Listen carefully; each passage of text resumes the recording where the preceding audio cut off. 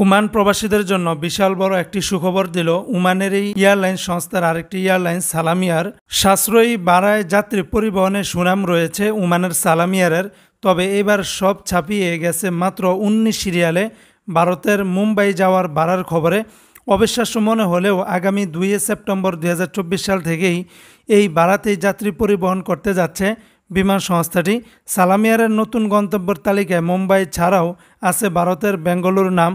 এই গন্তব্যে one way রুটের ভাড়া ধরা হয়েছে শুধুমাত্র 33 রিয়াল। এ নিয়ে সালামিয়ারের ভারতের গন্তব্যের সংখ্যা দাঁড়ালো 8টিতে। ধীরে ধীরে সালামিয়ারের ফ্লাইট কার্যক্রমের পরিধি বাড়ছে। এর আগে পাকিস্তানের ইসলামাবাদ এবং লাহোরে ফ্লাইট চালুর খবর দেয় তারা। সালামিয়ারের সিও আদ্রিয়ান হ্যামিল্টন জানান, ভারতীয় উপমহাদেশে তাদের চাহিদা ব্যাপক রয়েছে।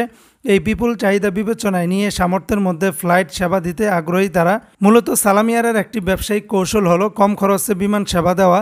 এটিকে তারা লাইট ফেয়ার নামে উল্লেখ করে থাকে, যেখানে তারা কেবল অতি প্রয়োজনীয় খাতের জন্য অর্থ হিসাবে ধরে অতিরিক্ত খরচ বাদ দিয়ে থাকে।